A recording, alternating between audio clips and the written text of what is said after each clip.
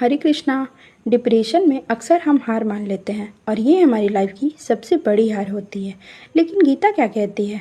तो आइए देखते हैं अध्याय 2 का श्लोक 3, जो इस प्रकार है। क्लैब्यम मास म गमा पार्थ न तत्व युपपथ्यते क्षुत्रम हृदय दौर्बल्यम व्यक्त्युत्तिष्ठ परंतप।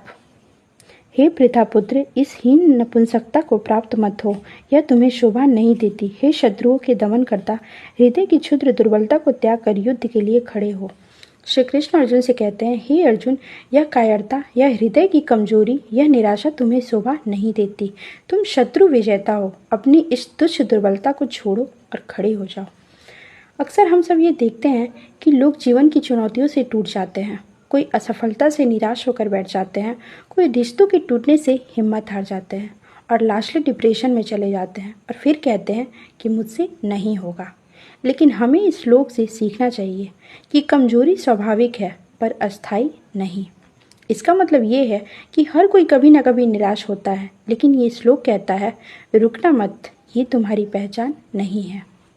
हमें इस श्लोक से ये भी सीखना चाहिए कि अपनी असली पहचान मत भूलिए। जैसे श्री कृष्ण भी अर्जुन को याद दिलाते हैं कि वह शत्रु दमन करने वाला है, वैसे ही हम सबके अंदर शक्ति है। हमें अपनी क्षमता और पहचान को याद रखना चाहिए। तो अगर आप भी अपने लाइफ में ये फील कर रहे हैं कि आपने सब कुछ खो दिया है, आप हर तरफ से हार रहे हो, तो गीता का ये श्लोक जरूर याद रखिएगा। और हमारी लाइफ में डिप्रेशन जैसा फेस कभी ना आए, इसके लिए बहुत ज़रूरी होता है कि हमारी लाइफ स्टाइल कैसी है, हमारी संगति कैसी है, हमारे आसपास के लोग कैसे हैं, हमारी फ्रेंड सर्कल कैसी है। तो अच्छे लोगों की संगति में रहिए। ये चीज़ आपको हमेशा पॉजिटिव रखेगी। और हर दिन छोटे छोटे गोल्स बनाइए। हर दिन की शुरुआत भगवान को याद करके कीजिए, मेडिटेशन करके कीजिए और ये कल्पना कीजिए कि श्री कृष्ण स्वयं आपके साथ है। और सबसे इम्पॉर्टेंट बात तो ये है जो हम सबको समझना चाहिए कि जीवन की सबसे बड़ी हार तब होती है जब हम खड़े होने से मना कर देते हैं। और ये श्लोक हमें यही याद दिलाता है कि निराशा केवल थोड़े समय के लिए होता है, लेकिन हमारी शक्ति, हमारा साहस और हमारी आत्मा का तेज शाश्वत है।